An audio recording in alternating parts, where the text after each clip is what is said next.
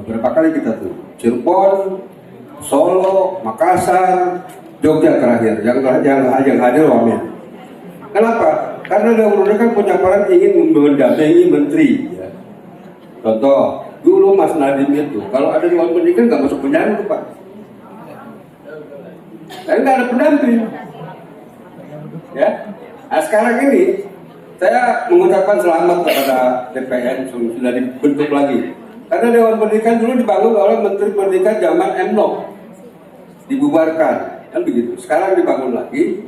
Ini saya menangkap sinyal yang bagus. Persoalan nanti sistemnya yang baru dibubarkan itu jadi masalah, kan begitu. Jadi ibu-ibu, bapak-bapak, guru sekalian, saya atas nama pribadi juga Dewan Pendidikan.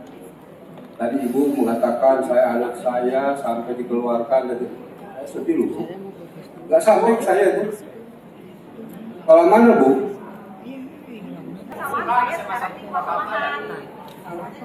Berapa Bu? 10 tahun yang lalu kejadiannya. Oh. Sejak kita sudah menangani keberapa? Karena sekarang di Bu, tidak ada anak yang harus lepas dari sekolah. Apapun posisinya. Tidak bisa sekolah mengeluarkan ya. Dan itu kita akan beresin sampai bila perlu ya sanksinya juga berapa untuk sekolah itu sendiri. Terima kasih untuk hadirnya dan saya dukung DPN untuk tetap menjembatani ya. Karena kalau DPN sebetulnya kalah sama kita Bu. Menteri yang sekarang itu kalah. Purwakarta sudah buat tunjuk Atikan. Itu pendidikan karakter.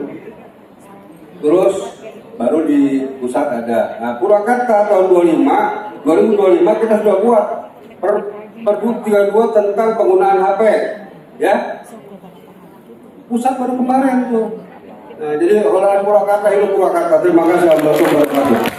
Ya, betul ya Pak Haji ya. Saya mau menyampaikan hadiah ini untuk Pak Ketua Pak. Ini ada beberapa buku saya yang masih cetak. Alhamdulillah.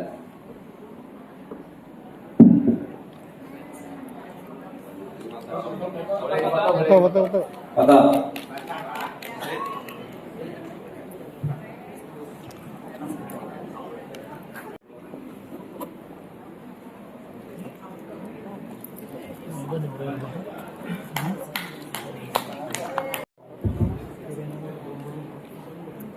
Ya, Bapak Ibu kasih Allah untuk narasumber kita ya yang telah memaparkan materi terkait dengan seluk-beluk ya pendidikan di Indonesia, bagaimana perjalanannya, kemudian juga peran apa yang harus kita ambil, dan kita ucapkan selamat juga kepada para pengurus Dewan Pendidikan Kabupaten Purwakarta yang baru dilantik. Mudah-mudahan mereka semua itu beliau-beliau ini diberikan kesehatan dan juga kemampuan bagaimana memaksimalkan peran pemerintah yang tadi sudah disampaikan oleh narasumber kita, bagaimana pemerintah mengambil alih.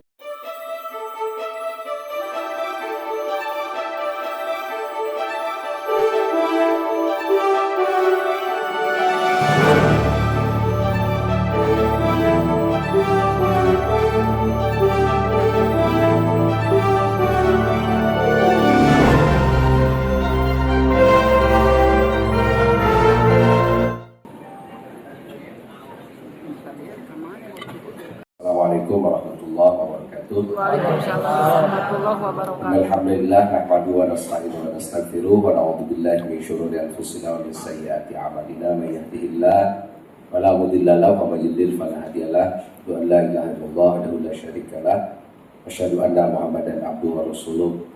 Allahumma shalli ala Muhammad wa ala alihi wa sahbihi wa man tabi'ahum bi ihsan ila yaumil amma ba'd. Kita lagi terus ngawitan bahasa Sunda, itu bahasa Sunda wae gitu kan. Oh gitu aja. Tapi pilih kayak ujuk-ujuk ngagila ke Batawi ya pun tentunya. Anu ngawitan sim kuring ngaturkeun nuhun pisan ka Dewan Pendidikan Daerah Purwakarta kepada kos Sekolah Simkuring, ngawakilan Dewan Pendidikan Nasional Simkuring ngawilujengkeun ka Dewan Pendidikan Daerah Kabupaten Purwakarta nu di Istrenan Pak Ketua sareng rekan, alhamdulillah ngadulikeun salam silaturahim di Simkuring di Pak Ketua DPR Prof. Sugianto. Oke ka para ibu bapak anu hadir di majelis, insyaallah alintang mulyana tidak dagat abayuna. Dewan Pendidikan Daerah ini salah sama tos langkung pengalaman dibanding sareng Dewan Pendidikan Nasional. Bagi Dewan Pendidikan Nasional teh secara kantos kapungkur aya gitu ya, tapi aya di nembe diaktifkeun deui ku Menteri nu enggal ku Pak Mukti. Janten simkuringnya nembe dilantik teh di sasi Maret terus nembe aktif pagitunya ada kaselang aya Idul Fitri sareng sagarupina nembe sasi April Mei lah gitu aya kegiatan-kegiatan. Upami ningali karena undang-undangan Dewan Pendidikan Nasional teh mangrupikeun amanat undang-undang pendidikan atau Sisdiknas tahun 2003. Nah, kedah nama tinggal wintan aya undang-undang Sisdiknas, Dewan Pendidikan Nasional teh tos kedah dibentuk, tapi ternyata nembe ayeuna tangkos lima masalah-masalah anu sifatna pertimbangan politis gitu nya anu simkuring teu tiasa ngajelaskeun. Alhamdulillah di daerah-daerah mah langkung taat, hampir di sadaya daerah Dewan Pendidikan teh aya sareng tangkos ieu dumasar karena fungsi Dewan Pendidikan teh nyaeta janten jembatan antawis masyarakat sareng pemerintah. Nah kumaha kitu Dewan Pendidikan teh teu jenis kelaminan. Disebut masyarakat dilantik ku sekda demikian disebut pamarentah teu puguh gajina. Bari teh aya nomenklatur kedah di honoran eta dina SK lagi SK Dewan Pendidikan mah aya honorna aja. Gitu benten sareng SK Bapak Ibu anu PNS itu pas lungsur SK teh sok disebatkeun kan honorna sabaraha. Dewan Pendidikan mah nyaeta teh akan jadinya hidup di antara dua alam. Teh mencik tidak pikir pasantren mah teh naon teh. Subhan masyarakat lain pemerintah lain, tapi memang itu resiko jembatan antawis masyarakat sareng pemerintah. Margi simkuring latar belakang teh tadi tos didugikeun bab sejarah. Nah, simkuring hoyong diskusi teh geunaan esensi tina pendidikan anu aya pakait sareng sejarah. Kusim kuring teh lami bisa diemutan gitunya ti iraha nagara ngurus pendidikan. Jadi ternyata nagara ngurus pendidikan teh sugan teh tos di jamanana haon teh enggal keneh Pak. Enggal keneh.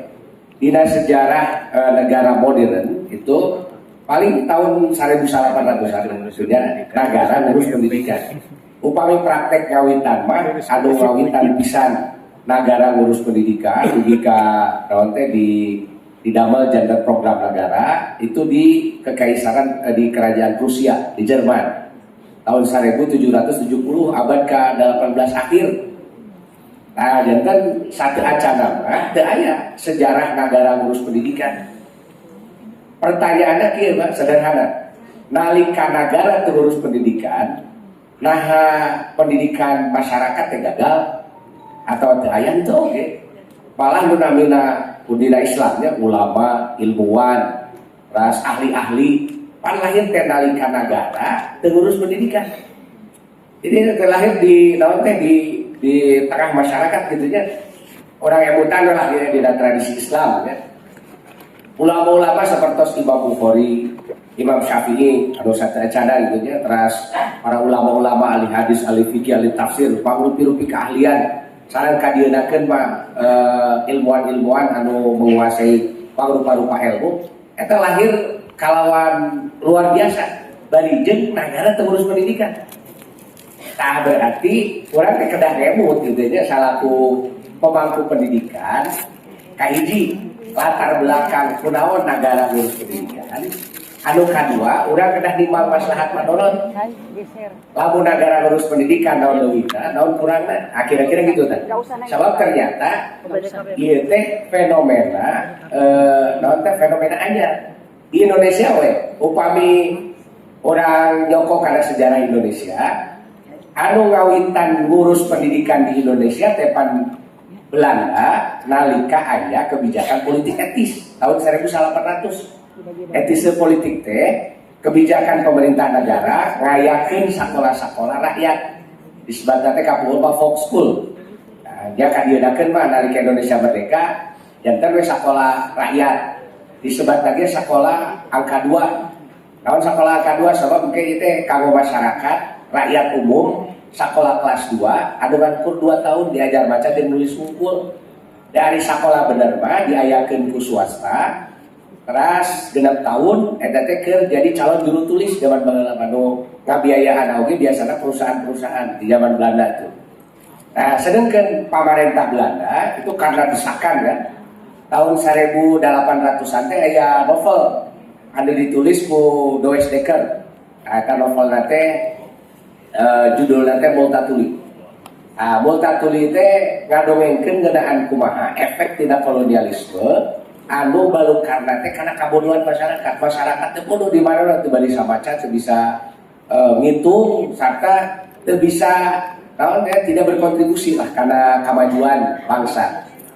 Tah ku sabab kitu, tah ku sabab ditembak eta ku novel eta akhirna mah kan desakan di parlemen Belanda supaya pemerintah Hindia Belanda teh memberi kontribusi kepada masyarakat. Akhirnya mah ada kebijakan politik etis salah sawiosna teh nyaeta mendirikan sekolah-sekolah untuk masyarakat. Tak kawin mah di dinya ada upami ku urang ditinggali dina sejarah Indonesia mah pendidikan diurus ku saha sanes diurus ku negara, tapi diurus ku masyarakat anu memang tanggung jawab utama pendidikan teh kan masyarakat. Ari masyarakat teh unit terkecilnya itu adalah keluarga. Jantan anu tanggung jawabna karena pendidikan itu sanes negara, tapi keluarga. Sabab keluarga itu kan dia menginginkan anak-anak keturunannya itu menjadi manusia yang berkualitas. Maka itu biasanya di keluarga-keluarga teh tidak bisa mentingkeun. Dia lamun di keluarga bisa diajarkan anu. Tapi lamun tos teu tiasa milari guru. Jadi pendidikan itu transaksi antara orang tua dengan guru. Nah, eta kawinan esensi tina lembaga-lembaga sekolah anu dididikan ke masyarakat teh biasanya orang tua mencari guru. Aku bari kitu di zaman kapungkur itu nya namina sakola-sakola teh pasti identik jeung guruna. Lamun dina sejarah pesantren mah di mana-mana pesantren teh pasti identik jeung kiaina. Itu kiai anu pesantren kiai anu sareng disebutkeun tempatna oge kan. Zaman kapungkur disebut pesantren teh itu nama tempatnya menjadi sangat ikonik, menjadi sangat identik karena memang si kiainya itu dia ada tumbuh di situ gitu. Nah, berarti upami ku urang di emutan di zaman kapungkur itu yang namanya pendidikan itu tanggung jawab utamanya adalah masyarakat lewat apa? Keluarga dan guru. Orang tua dan guru itu transaksi pertama antara dalam pendidikan yaitu orang tua dan guru itu. Dan guru nanti menyelenggarakan pendidikan anu kasebatna teh sekolah. Ari schools teh kan salarasna mah atau schools teh kan madrasah itu atau schools dina bahasa aslina kan, mau bahasa Latin atau dina bahasa Inggris, artina teh madhab. Jadi schools itu adalah madhab. Jadi sare sekolah, siga sekolah urang itu akhirnya jadi sekolah itu. School itu madhab. Misalnya kalau menyebat orang madhab Syafi'i, kapungkur tara disebut madhab Syafi'i, tapi disebut teh madrasah Imam Syafi'i. Itu atanapi Syafi'i School. Nah, gitu. Nah, berarti disebut madhab mardi eta anu disebut naon teh ulama-ulama, ilmuwan-ilmuwan teh dia memiliki pemikiran yang khas dan kemudian disebarluaskan lewat murid-muridnya. Maka we gak bentuk eta teh anu disebut madhab schools, madhab pemikiran. Nah, eta kan sama di Yunani, di naon teh di Romawi gitu nya kayak aya ilmuwan-ilmuwan teh sami teh kabentuk schools, madhab-madhab. Jadi sekolah teh kedahna identik sareng ieu teh ilmu anu khas anu di anu diajarkeunana naon, widangna naon, kehasana naon, ilmunya naon wae gitu. Kenapa? Karena yang namanya sekolah itu adalah representasi dari guru. Jadi guru yang dia punya legacy di dalam dunia ilmu pengetahuan. Nah, jadi legacy naon kayak diajarkan ke masyarakat. Nah, eta teh sejarah pendidikan di awal dia pendidikan kayak aya pendidikan diurus ku negara, itu ternyata pendidikan itu embrionya sarang tanggung jawab paling besar itu adanya di masyarakat, bukan di negara. Nah, sekarang kita akan melihat ya kenapa Rusia ya menyelenggarakan pendidikan negara itu. Nah, supaya kayak orang kesalah kaprah ya di Indonesia, kayak lamun negara menyelenggarakan pendidikan itu tujuannya jangan sampai dia keluar dari dari cita-cita pendidikan itu sendiri. Jadi jangan tidak salah arah. Jadi di Prusia waktu itu, kenapa pemerintah Jerman, kami kapungkur Prusia, sana Jerman, itu menyelenggarakan pendidikan sekolah yang dibiayai oleh negara. Nah itu alasannya pertama, ini alasan yang sangat pragmatis waktu itu. Pemerintah Jerman memerlukan pegawai-pegawai, hanya karena ada perkebunan, ada pabrik anyar gitu, itu perlu pegawai-pegawai yang bisa membaca dan menulis. Teteh mirip sehingga sekolah-sekolah yang diselenggarakan oleh Belanda. Nah, sedangkan membaca dan menulis, membaca dan menulis yang dibutuhkan secara standar oleh industri waktu itu ya oleh di Jerman itu tidak diajarkan di tempat-tempat guru-guru eta, sehingga akhirnya diwajibkan kepada anak-anak gitu ya usia belasan tahun itu untuk belajar membaca dan menulis. Itu. Nah, itu dipaksakan gitu ya. Nah, nanti ketika berdiri negara-negara bangsa, nation state. Nah, nation state ini. Jadi nation state, negara bangsa itu adalah negara yang basisnya dia menggeser basis lama. Kalau basis lama itu yang namanya kekuasaan itu diasaskan kepada dinasti, kekuatan politik dinastik. Nah itu yang bentuknya adalah kerajaan-kerajaan. Nah tapi nanti ketika muncul gerakan gerakan revolusi Prancis, itu kan melepaskan kekuasaan dinastik menjadi kekuasaan kebangsaan atau nation. Nah nation sendiri kan itu konsep sifatnya abstrak. Jadi namina bangsa kan terkonkret, beda dengan keluarga. Ari keluarga gampang itu nanti. Oh ya keluarga naon hubunganana, ya anak, ya pamajikan, ya minantu, ya adi, ya lanceuk, nah gitu aja. Nah itu namanya kekuasaan dinasti. Tapi konsep negara modern, negara baru itu bukan didasarkan kepada ikatan dinasti, tetapi kekuatannya itu diasaskan pada ikatan kebangsaan. Ikatan kebangsaan teh ikatan konseptual, ikatan ideologis. Nah, ikatan ideologis ini kan membutuhkan sesuatu yang dimiliki secara bersama oleh warga bangsa. Nah, oleh sebab itu perlu ada pemahaman kesamaan ideologi kebangsaan di setiap di setiap negara baru. Eropa tadi namu ukur sababaraha kerajaan itu kan jadi lebih dari 200 negara. 200 bangsa, mereka harus punya konsep sendiri tentang kebangsaannya. Nah maka akhirnya dirumuskan itu kan konsep kebangsaan. Prancis itu apa, Belanda itu apa, Jerman itu apa, Swiss itu apa dan sebagainya. Masing-masing harus punya konsepsi dan harus diterima oleh masyarakatnya. Nah maka satu-satunya cara untuk memasifkan konsep ideologi kebangsaan itu adalah dengan mengajarkan konsep itu di sekolah-sekolah sehingga negara harus menangani pendidikan gitu. Di awalnya sebetulnya kenapa negara mengurusi pendidikan itu sifatnya kebutuhan negara bangsa, nation state. Jadi kebutuhan negara bangsa itu adalah kebutuhan yang dia tidak harus dipegang oleh negara, sehingga negara wajib mengontrol pendidikan di negaranya tersebut. Nah termasuk di Indonesia. Jadi ketika Indonesia merdeka, konsep kita ini kan bukan konsep kerajaan. Maka karena bukan konsep kerajaan, tapi konsepnya nation state, salah satu yang harus dikerjakan oleh negara adalah bagaimana caranya mengontrol kesadaran warga bangsanya supaya dia bisa menerima sebagai warga bangsa baru, namanya bangsa Indonesia. Nah, oleh sebab itu di dalam konsep pendidikan di Indonesia ketika Indonesia merdeka itu, Indonesia milih negara mengontrol pendidikan, yaitu dengan mengontrol kurikulum. Gitu. Jadi kurikulum itu nanti ada kurikulum wajib yang harus diajarkan oleh negara kepada masyarakat. Nah, kelebihannya apa dari konsep ini? Dari konsep ini, setiap negara bangsa ketika dia bisa mengontrol pendidikannya, itu bisa menjamin bahwa warga bangsanya itu akan menjadi warga yang patuh gitu ya kepada negaranya. Karena dia sudah punya konsepsi menjadi bagian dari bangsanya itu, dan itu sudah terbukti gitu ya.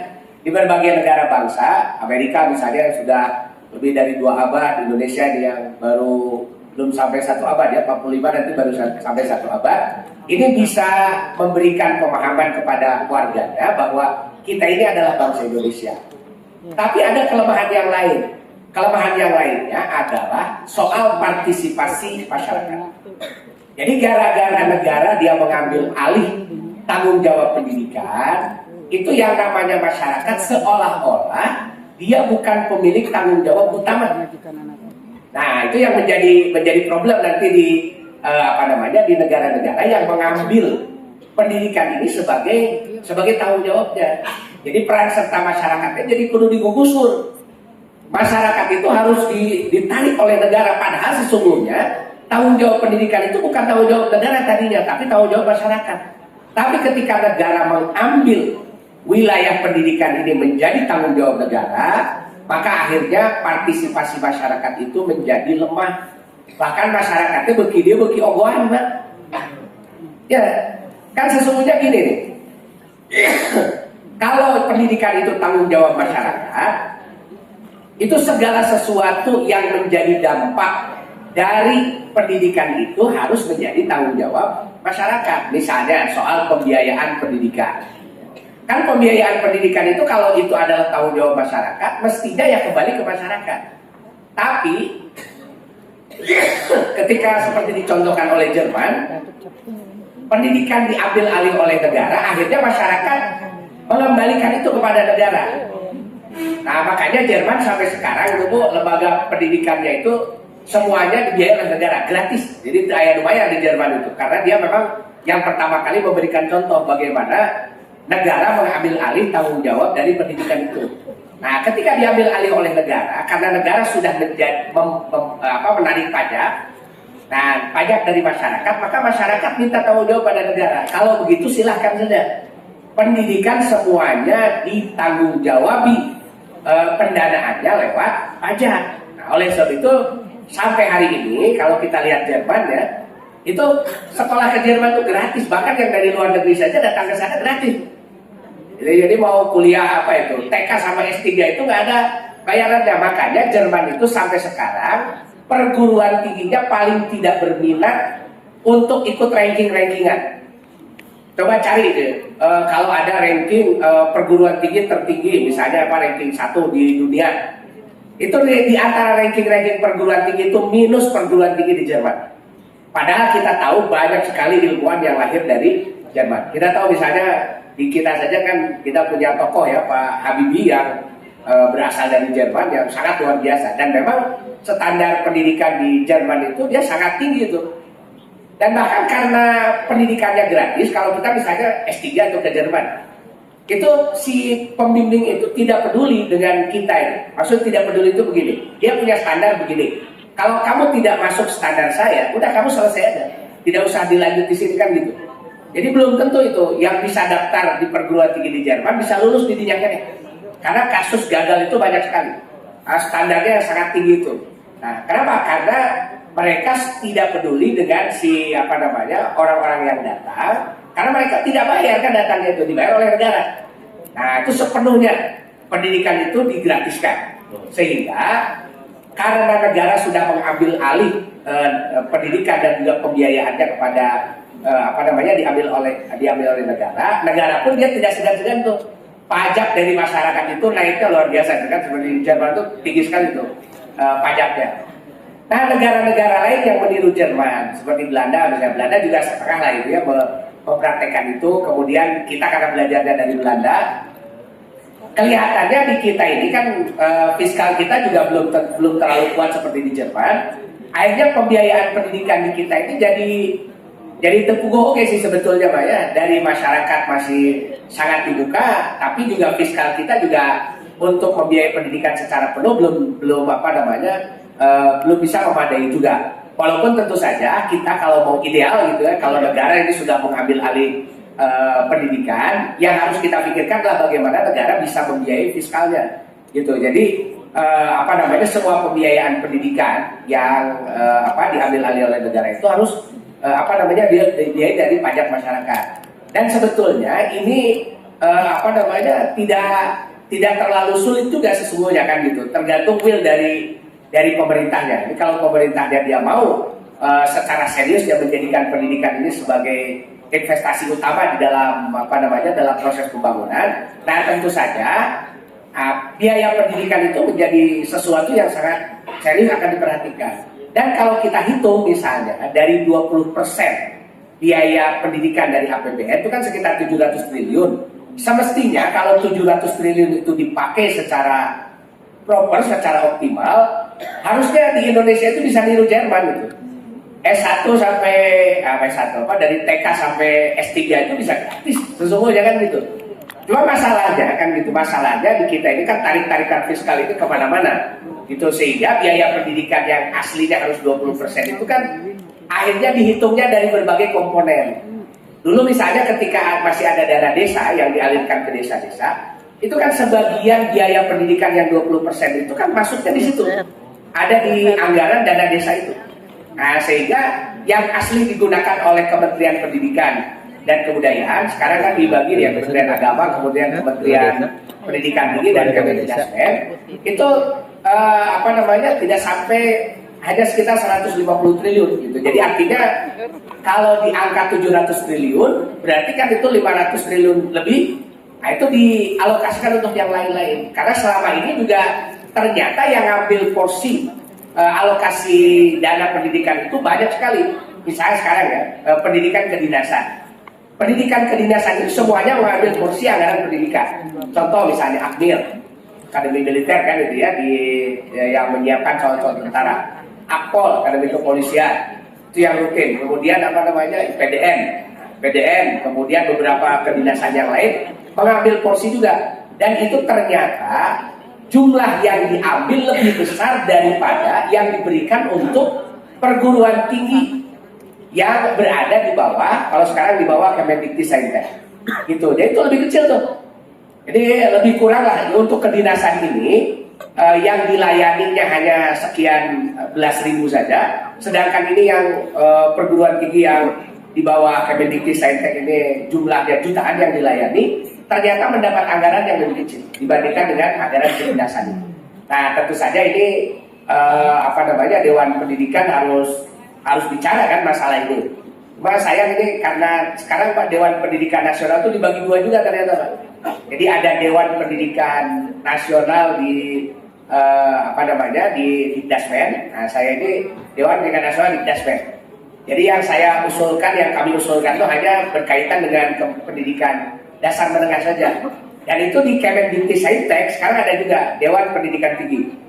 Nah, jadi Dewan Pendidikan Tinggi ini itulah nanti yang menyuarakan masalah-masalah pendidikan di di level perguruan tinggi itu. Dan itu diantara problem-problem itu kan gitu. Dan sekarang misalnya ada lagi sekolah-sekolah inisiatif presiden yang menjadi proyek strategis nasional PSN ya.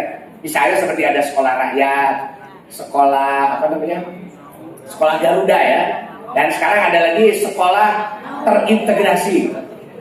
Nah, ini Purwakarta kebagiannya Pak. Sekolah Maung. Terintegrasi. Mau ya? Ini susah juga syaratnya. Belum. Sekolah Maung itu inisiatif dari Pak Gubernur. Kalau inisiatif presiden itu satu sekolah Garuda. Sekolah Garuda itu dia disimpannya, tanggung jawabnya ada di bawah Kemendikbud. Jadi bukan di bawah Kemdikdasmen, walaupun sekolahnya SMA. Kemudian ada sekolah rakyat. Nah, sekolah rakyat itu juga sama. Dia tanggung jawabnya ada di Kemensos. Gitu. Sedangkan yang ini di bawah Kemdikdasmen, ini baru launching kemarin ya, 2 hari yang lalu.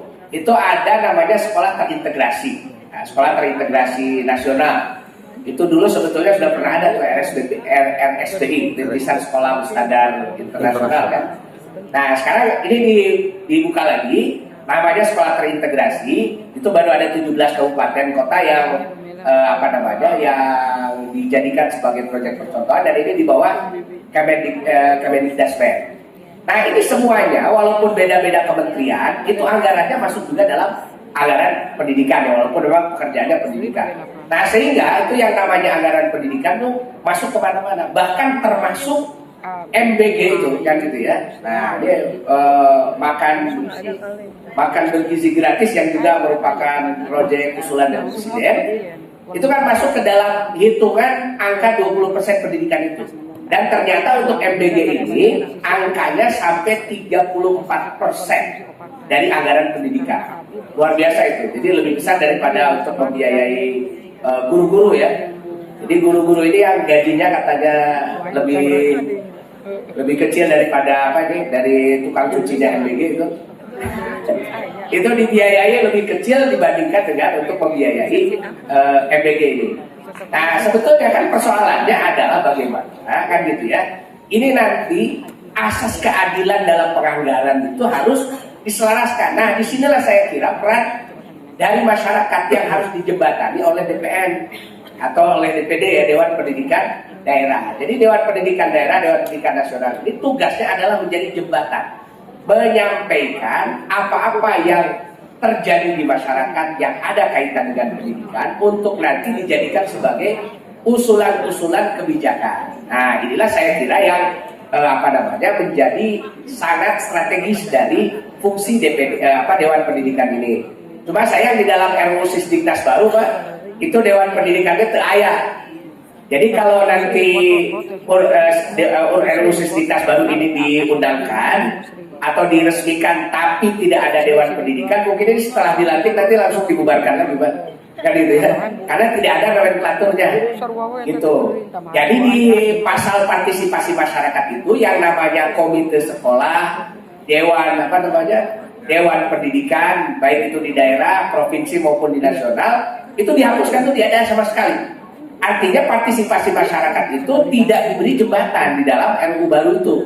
Makanya saya kira dari DPD-DPD di berbagai kota kabupaten ini saya kira harus menyampaikan aspirasi ke DPR, karena sekarang ini bolanya sudah ada di Komisi 10, sudah masuk ke balik, sudah ke badan legislasi itu. Jadi harus disuarakan lagi supaya jembatan yang menjembatani kepentingan masyarakat kepada negara itu harus ada yang konkret. Apa itu kan gitu ya. Nah karena di dalam pasal tentang partisipasi masyarakat itu tidak ada. Nah sehingga itu yang namanya DPD dan Dewan Pendidikan Provinsi ataupun Nasional itu saya tidak ada. Bahkan sekolah, komite sekolah tidak ada.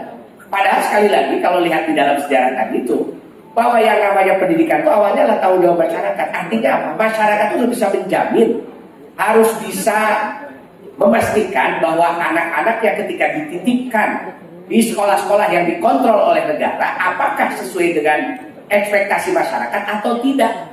Itu sesungguhnya yang menjadi poinnya.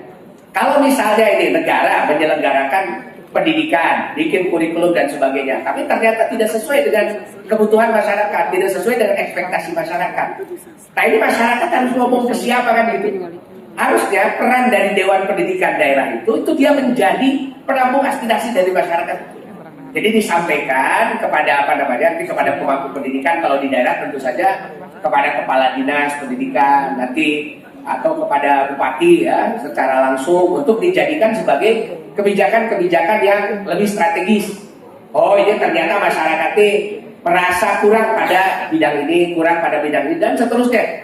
Jangan sampai nanti pendidikan ini, sekarang kan arahnya pendidikan itu sudah akan dijadikan sebagai alat industri.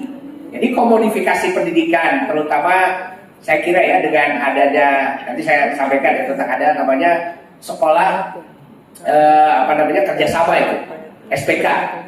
Nah, sekolah kerjasama ini sekarang sudah menjadi salah satu contoh ya bagaimana sekarang sekolah itu jadi alat industri, bukan alat untuk membina generasi masyarakat supaya nanti masyarakat di masa akan datang itu lebih baik, lebih kuat dan lebih berdaya saing.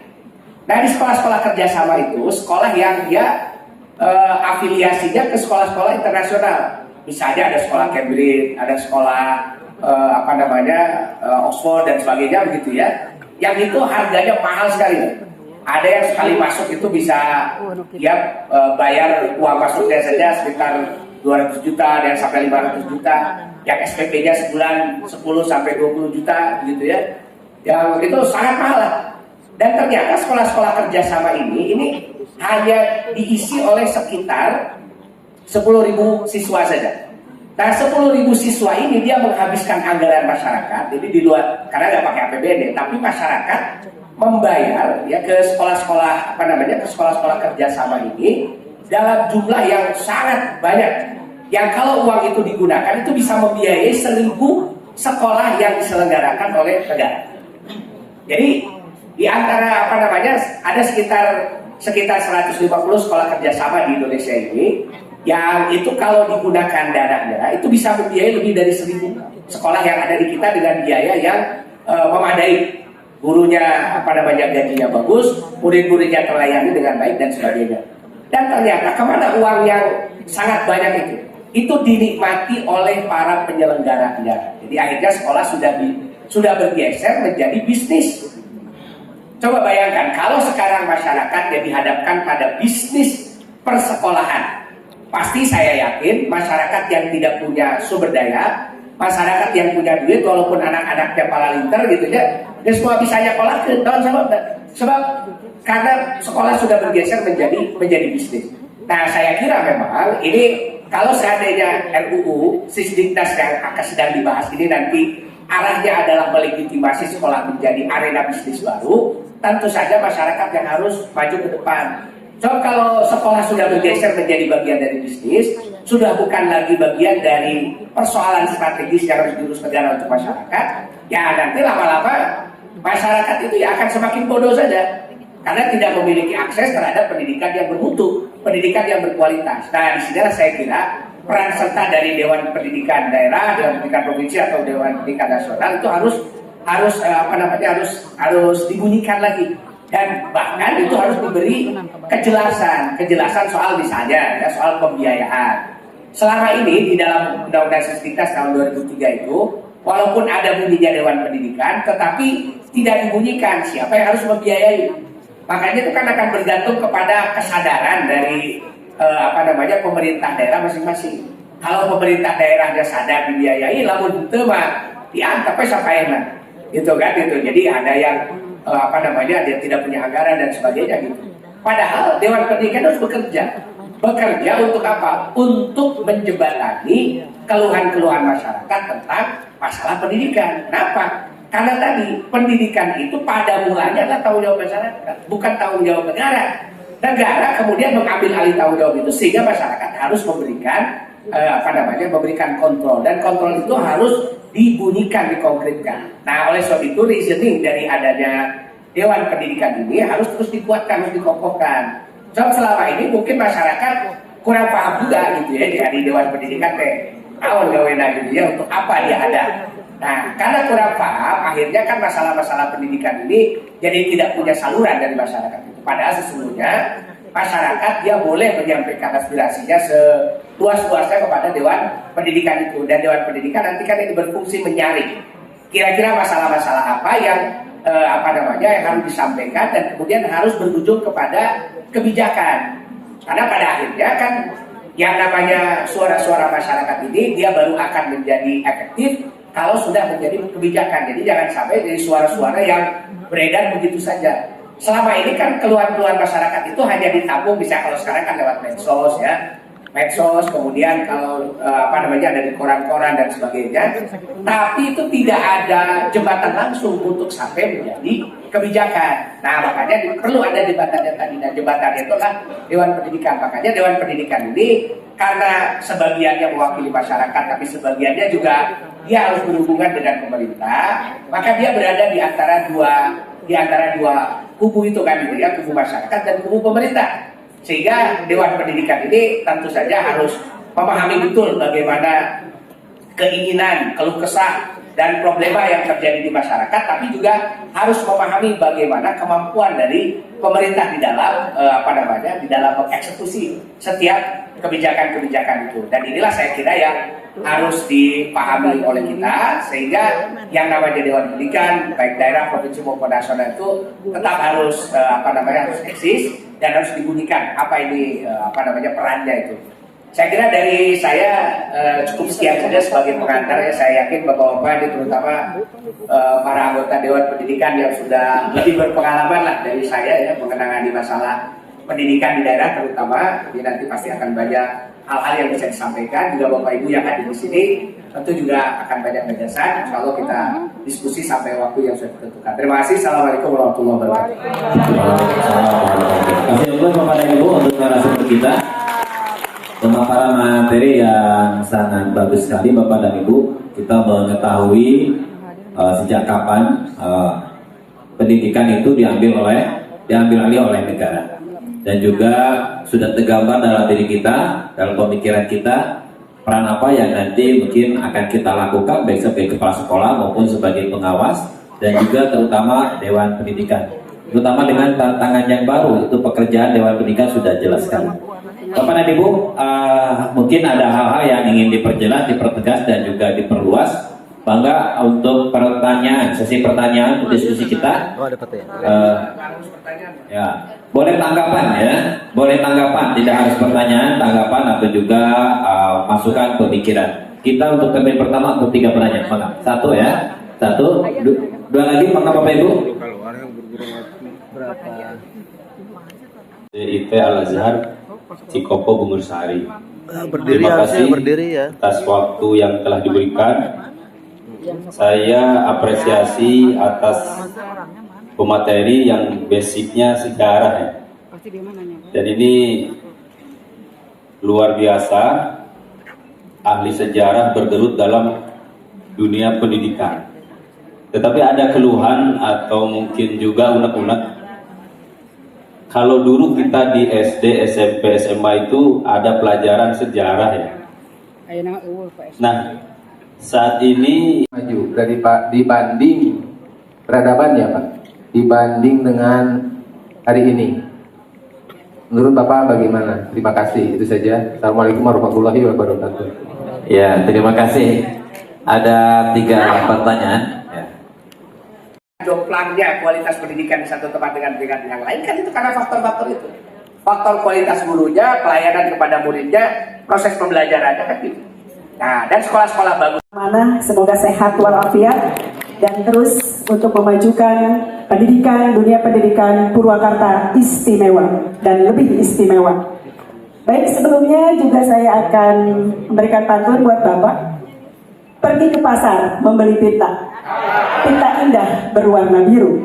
Terima kasih Bapak Tiar Bahtiar kepada Bapak yang sudah memberikan ilmu bermanfaat bagi kita semuanya. Izin Bapak perkenalkan, nama saya Bang Siti Nurjana, dan alhamdulillah saya pada pagi hari ini diundang untuk menghadiri pelantikan Dewan Pendidikan ini, dan juga ormit dari kami yaitu IGRA, IGTKI, dan juga Himpaudim ya.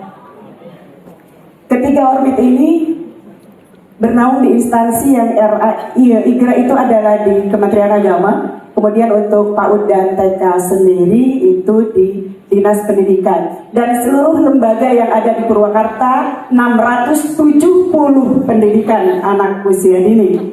Nah, oleh karena itu tadi saya menyimak sedikit dari apa yang Bapak sampaikan, suara masyarakat menjadi suara kebijakan.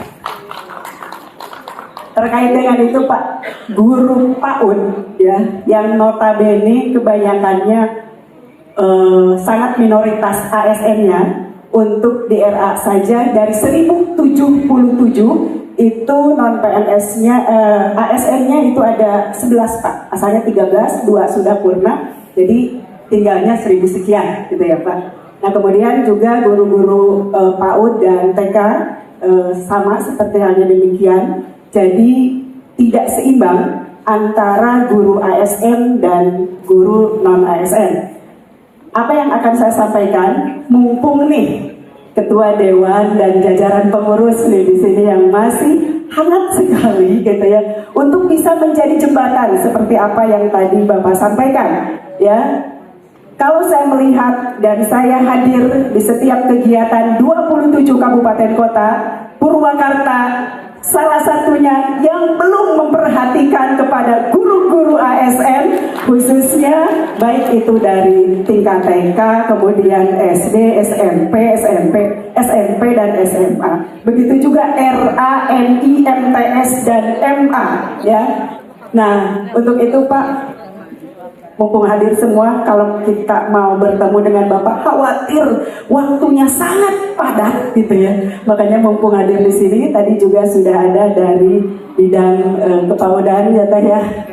Kita nanti bisa bersinergi, berkolaborasi, dan intinya kolaborasi adalah silaturahmi, kan esensinya demikian. Untuk itu Pak, mohon nanti ke depan, khususnya nih guru-guru yang belum ASN, ada keadilan yang sejahtera yang berkeadilan ya. Jangan sampai kita BP7 berangkat pagi-pagi, pulang petang-petang, penghasilan pas untuk ini, pas untuk itu, untuk mencari berkah Allah Subhanahu wa taala. Kita PGA Pak, penerima gaji Allah Subhanahu wa taala dengan guru-guru yang sangat gila, gigih, inisiatif, loyalitas, aktif, agresif, tentunya yang positif. Itu saja mungkin, cuci tangan sampai bersih. Sekian dan terima kasih. Wassalamualaikum warahmatullahi wabarakatuh. Yang ingin saya pertanyakan terkait dengan kinerja dari Dewan Pendidikan. Jadi saya ingin bertanya, karena ini sebenarnya pengalaman pribadi kan ya. Jadi saya ingin tanyakan, sejauh mana Dewan Pendidikan dapat bertindak independen ketika seorang siswa mendapat pelanggaran hak di sekolahnya? Apakah Dewan Pendidikan juga hadir di situ? Kemudian bagaimana alur atau mekanisme penanganannya ketika terjadi pelanggaran hak siswa di sekolah? Karena saya pernah mengalami Bapak dan Ibu, ketika anak saya mendapat perlakuan yang menurut kami tidak adil, kami tidak bisa berbuat apa-apa. Jadi kami jalan sendiri dan akhirnya mengundurkan diri. Begitu. Nah, apakah kami juga sebagai orang tua yang sama-sama kami juga pendidik gitu, punya hak juga untuk membela anak kami? Gitu. Itu aja mungkin. Terima kasih. Assalamualaikum warahmatullahi wabarakatuh. Waalaikumsalam warahmatullahi wabarakatuh. Pertanyaan saya dua hal saja. Satu, apakah Indonesia ini ada? Sekali lagi, apakah Indonesia itu ada? Kemudian yang keduanya, apakah peralihan kekuasaan itu terjadi atau tidak? Mungkin pertanyaan saya singkat, tapi saya ada cerita sedikit. Karena jujur, waktu Indonesia menyatakan mereka ada proklamasi, kami bangsa Indonesia menyatakan dengan ini kemerdekaannya, hal-hal mengenai pemindahan kekuasaan dan lain-lain. Nah, pertanyaannya, pemindahan kekuasaan dan lain-lain itu hari ini pemindahan kekuasaannya yang menguasai adalah Freeport Shell, Exxon, dan beberapa perusahaan yang lain, sampai yang dipakai oleh ibu hari ini apa ya, lipstick segala macam, semuanya bukan oleh kita gitu. Semuanya sekarang oleh orang lain. Jadi ini kan sesuatu yang menurut saya sangat mengesankan. Kenapa hari ini kita kesulitan? Jujur aja, kita beli bensin, kalau dulu beli bensin harga masih 450, hari ini beli pertamax sudah 18.600. Artinya kan 16.000. loh, kalau itu ngapain wong itu perusahaannya di tempat kita, kok kita harus beli dengan harga yang kita tidak? Itu satu contoh, belum hal-hal yang lain. Jadi ini kan menurut saya sesuatu yang mengenaskan. Nah, ngomongin pendidikan juga sama. hari ini ngomongin kurikulum, sebenarnya pendidikan kita mau ngapain sih? Ini menurut saya sesuatu hal yang kadang-kadang saya suka menangis, tapi ya memang harus terima nasibnya padanya. Termasuk nasib guru-guru. Dulu waktu kita masih dikuasai oleh pemerintah Hindia Belanda, itu dulu ada sekolah yang bagus-bagus menurut saya. Itu namanya di Bandung misalnya Teknik High School atau THS yang sekarang jadi ITB, Pak Ibu. Betul ya Pak ya? ITB. Kemudian ada ada Teacher High School. Teacher High School yang ada yang dulu namanya, kemudian setelah mereka jadi IKIP ya. Jadi IKIP kemudian di daerah-daerah itu sampai ada SPG Sekolah Pendidikan Guru. Sekarang juga sudah tidak ada. Sehingga bukannya ini ya, dulu guru-guru bagus, sampai nasibnya juga bagus, agak terperhatikan, termasuk waktu cuma Belanda. Tapi sekarang justru yang katanya kita sudah merdeka, sudah jadi Indonesia, malah nggak jelas. Tadi ada keluhan yang mengatakan kita gaji 300.000 juga masih dianjung gitu, mengenaskan sekali. Sampai kapan? Aku tadi saya ceritanya panjang, tapi nuhun saya. Ya, satu lagi ya.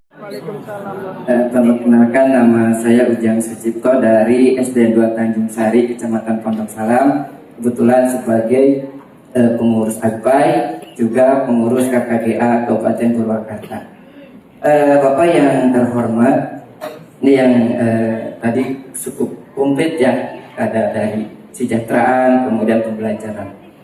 Adapun yang kami tanyakan terkait dengan output anak-anak Pak, karena yang sangat besar PR bagi baik itu guru juga Dewan Pendidikan, para pakar pendidikan adalah karakter-karakter anak yang nanti kita sebut dengan Indonesia Emas tahun 2045 ya kalau nggak salah. Ya. Ini Pak, yang betul. Jadi tadi menurut sejarah itu bahwa setelah pendidikan diambil oleh negara, otomatis itu masyarakat itu sabodo. Jadi rekomendasi masa sekolah.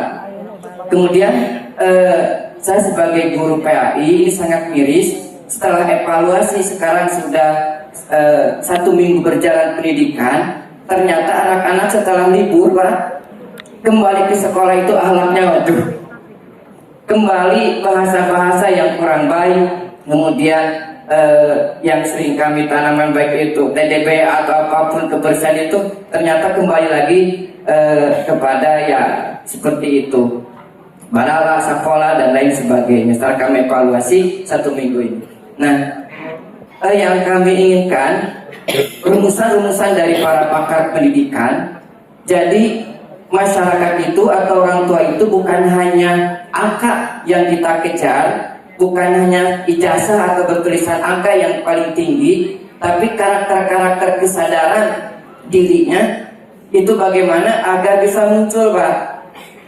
Karena kebanyakan anak-anak sekarang itu tadi betul ke guru sudah mulai berani, bahkan kan sentil sedikit bisa main hukum dan lain sebagainya. Nah ini merupakan output kita, PR besar bagi kita semua. Jadi bukan hanya nilai besar yang tertanam dalam selembar ijazah, tapi ada nilai-nilai ketuhanan, ada nilai-nilai yang ada dalam diri anak-anak tersebut. Bahwa kan yang paling utama Rasul itu innama buistul utaimima makarimal akhlak. Rasul tidak menyuruh pintar, tidak menyuruh untuk bisa bahasa Inggris, bahasa Arab dan yang sebagainya. Yang paling utama adalah akhlak. Yang kita lihat, ya Allah ya Rabbana, subhanallah, kita lihat akhlak-akhlak karakter. Apakah anak sekarang kan cara minum bagaimana itu bukan hanya tugas PAI saja Pak, bukan hanya tugas para ustadz aja yang keagamaan saja. Ini adalah urusan atau tanggung jawab kita semua. Mungkin para pakar atau para dewan pendidikan yang ada khususnya di Kabupaten Purwakarta, bagaimana caranya agar bisa mengembalikan karakter-karakter ilahiyah, karakter-karakter anak yang tadi pancawaliyah bisa diwujudkan dengan bukan hanya tulisan, bukan hanya bacaan, tapi rasa. Tapi rasanya bagaimana menjadi anak yang baik, anak yang bagus, anak yang soleh itu bagaimana? Mungkin itu rumusan-rumusan yang perlu dijadikan tolak ukur sebagai nantinya kelulusan mungkin di masa akan datang untuk anak mencapai yaitu Indonesia Emas. Terima kasih Bapak yang saya hormati. Assalamualaikum warahmatullahi wabarakatuh. Ya, terima kasih ya. Ada 4 pertanyaan, tapi mungkin nanti jawabannya bisa ada, karena ini ada yang diarahkan ke formula BOS pendidikan tuh. Pertama tentu kita mengusulkan supaya pemerintah bisa nggak mengusulkan ke Kementerian Keuangan menaikkan ini anggaran BOS. Sekarang itu kan BOS itu baru 52 triliun, kemudian ada tambahan kemarin ada BOS afirmasi hanya 500 miliar, jadi artinya 22,5 triliun lah. Itu angka yang saya kira diberikan ke seluruh Indonesia untuk operasional sekolah seluruh Indonesia, angkanya kecil sekali. Nah, oleh sebab itu sebetulnya ini kan kalau dihitung-hitungan beberapa ahli, normalnya sekolah Indonesia ini per murid itu menghabiskan dana per tahun itu rata-rata 4 sampai 5 juta. Sedangkan BOS itu diberikan hanya sekitar 1,1 juta ya. Berarti masih 25%-nya tuh. Apalagi kalau hitungan dengan dengan guru. Karena itu kan dipisahkan dari guru-guru, nanti hitungannya dengan sertifikasi. Nah, itu sertifikasi ada hitungannya lagi. Kalau dihitung dengan gaji guru itu antara 7 sampai 8 juta per siswa. Nah, sedangkan pembiayaan dari pemerintah baru 1,1, tentu saja ini masih sangat masih sangat jauh dari ideal. Nah, apakah ini nanti kalau di sekolah-sekolah tertentu tentu saja kekurangannya bisa ditutup oleh orang tua dengan menarik SPP misalnya gitu ya. Nah, SPP bisa ditutup. Tetapi di sekolah-sekolah tertentu di daerah-daerah terutama itu banyak yang orang tuanya nggak bisa juga nambahin sampai segitu, sehingga disparitas pendidikan menjadi tetap masih terlihat gitu. Jadi yang bagus angkanya, angka pembiayaannya itu rata-rata tinggi, sedangkan yang jelek-jelek itu biasanya rata-rata di pembiayaan pendidikannya rendah. Karena di antara faktor bagusnya pendidikan itu adalah pembiayaan yang maksimal. Tidak ada pendidikan bagus itu gratis, nggak ada begitu. Jadi pendidikan bagus walaupun orang tua nggak bayar, pendidikannya tetap harus dibiayai dengan ideal. Gaji gurunya ideal, kemudian pembiayaan sarana prasarana juga ideal, dan semuanya serba ideal. Nah, baru di situ nanti akan bisa dilaksanakan pembelajaran yang ideal juga. Kalau gaji gurunya sampai sekarang misalnya kecil-kecil itu, akhirnya guru-guru itu pasti dia nyambi pekerjaan lain. Misalnya ayah guru PAUD gitu ya, dari merangkap jadi dagang sebelah atau apa bukan? Nah, atau apa gitu ya, itu kan pasti banyak yang nyambi-nyambi gitu. Akhirnya dia tidak fokus pada pekerjaannya gitu. Karena tidak fokus pada pekerjaannya, akhirnya kualitas pembelajaran menjadi turun. Nah, makanya di antara syarat supaya guru-guru ini fokus, maka harus berani investasi pada SDM guru. Vietnam sekarang ini, makanya Vietnam itu langsung melejit tuh angka kualitas pendidikannya naik, bisanya naik, kemudian ranking pendidikannya juga naik. Karena sekarang ini Vietnam berani menggaji guru. Guru di Vietnam itu rata-rata sekarang gajinya 40 juta. Nah, jadi saya kira karena dia berani gaji guru itu, maka yang daftar jadi guru pasti dia bukan orang yang sembarangan gitu. Jadi daftar guru itu bisa diseleksi dengan sangat ketat karena gajinya serius. Kenapa sekarang guru-guru itu banyak yang nggak jelas kualitasnya? Karena gajinya juga nggak jelas gitu. Coba lihat sekolah-sekolah yang bagus, sekolah yang katakan aja lah sekolah-sekolah unggulan dan sebagainya. Berapa gaji yang diterima? Pasti besar itu. Karena gajinya besar, dia fokus aja gitu ya, ngajar di situ, makanya kualitas pembelajarannya juga bagus. Gitu, tuh kan di sekolah-sekolah yang bagus sudah dicontohkan, dan itu variabel pembiayaan dalam pendidikan di semua sekolah yang bagus-bagus itu rata-rata sama. Jadi artinya apa?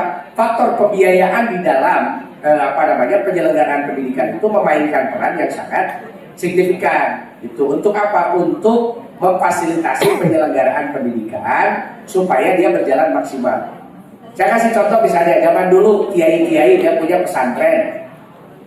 Kiai itu punya pesantren, santrinya gratis, nggak ada yang bayar. Bahkan kadang-kadang dikasih makan sama kiainya. Tapi kiainya nggak punya pekerjaan lain, dari pagi sampai pagi lagi dia ngajar aja gitu.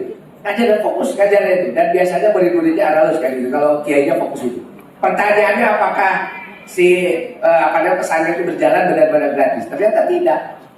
Jadi itu yang namanya orang tua, itu biasanya kalau yang kaya-kaya orang tua dia akan menitipkan wakaf. Di zaman baheula mah wakaf kayaknya balong, sawah, terus apalagi kan gitu ya. Pokoknya sumber-sumber ekonomi pada masa itu. Makanya di pesantren-pesantren zaman dulu itu pembelajaran itu mulainya dari subuh sampai jam 7 atau jam 8. Jam 8 itu kosong sampai nanti asar. Kamar kita jam 8 lebih ke asar. Santri-santrinya disuruh ke sawah, ke kebun, ke pasar. Gitu. Jadi mereka mengerjakan sumber-sumber ekonomi pesantren. Nah, tapi itu kan model tradisional ya, yang pembiayaannya itu dibasiskan kepada wakaf. Nah, sekarang kalau pembiayaan dibasiskan kepada fiskal, kira-kira tentu saja logika pembiayaannya harus berubah kan gitu. Bagaimana? Misalnya yang ambil dari fiskalnya ini harus ada political will. Ini kan dulu kan zaman Orde Baru ya, tidak ada anggaran tingkat 20%. Sekarang setelah zaman reformasi karena ada political will, anggaran tingkat 20%. Tapi tetap masih diakali juga. Hal-hal yang tidak ada kaitan langsung dengan pendidikan, yang tidak esensi dari pendidikan dimasuk-masukkan ke situ, yang esensial diabaikan. Makanya saya kira protes soal kenapa ini ya, misalnya protes guru. Sebenarnya MBG mau jalan nggak apa-apa, tapi jangan sampai MBG diperhatikan guru nah itu kan yang jadi persoalan. Harusnya ya kalau MBG mau terus jalan, ya guru juga harus diperjelas bagaimana nasibnya. Setuju. Karena sudah dari waktu itu sudah mulai ada pembicaraan, nanti guru itu akan dikumpulkan di satu badan sendiri. Jadi Badan Guru Nasional lah kira-kira begitu. Namanya jadi sama dengan Badan Gizi Nasional BGN ya. Nah, jadi supaya apa ini? Supaya pertama kualitas guru itu terkontrol. Gitu dia terkontrol, terus terkontrol itu dari misalnya gini. Kan kalau di daerah kan ada upah minimum regional ya, ada UMK, ada UMP, itu ada upah minimumnya. Nah, guru itu belum punya standar upah minimum. Jadi kalau ada sekolah mau mengerjakan guru, berapa upahnya? Sekarang ini banyak ya pemilik sekolah sangat nawai di sekolah teh. Kenapa? Karena dia bisa merekrut guru dan bisa digaji berapa aja karena nggak ada standarnya. Itu banyak sekolah swasta begitu kan gitu ya. Bahkan sekolah negeri juga gitu. Dia ya kan PNS tentu ada standar gajinya. Tapi ketika merekrut guru honorer, berapa honorer dibayar oleh kepala sekolahnya? Ya kan kecil juga gitu, tidak sesuai dengan gaji guru PNS itu kan ketidakadilan kan gitu ya.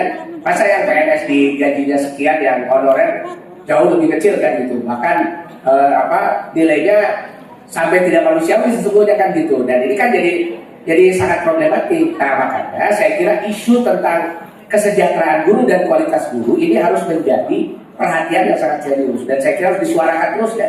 Suarakan terus saja supaya nanti ini menjadi daya dorong dan menjadi penggerak bagi para pemangku kebijakan, DPR, DPRD, pemerintah ya, Departemen Pendidikan dan sebagainya.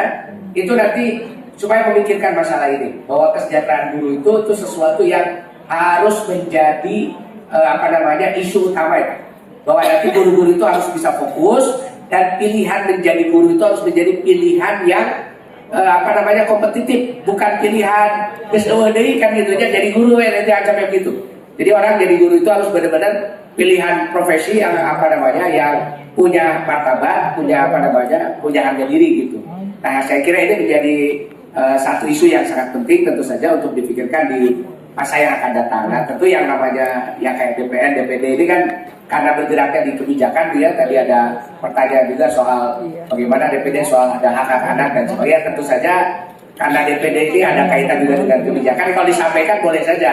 Soal nanti diperhatikan, diberi atensi dan sebagainya, akan dilihat tentu saja kasusnya apa. Nah, nanti akan tingkat kepentingannya bagaimana, apakah itu akan berpengaruh pada kebijakan atau tidak. Nah, ini kan tentu akan sangat dinamis lah yang begitu ya, variabelnya banyak sekali. Nah, tapi intinya adalah bahwa DPD, DPR ini harus bisa menjamin bahwa yang namanya pendidikan itu harus berjalan secara berkualitas. Karena kalau pendidikan berjalan hanya administrasi saja, kualitasnya nggak ada, itu saya kira nanti pendidikan itu hanya akan jadi beban saja.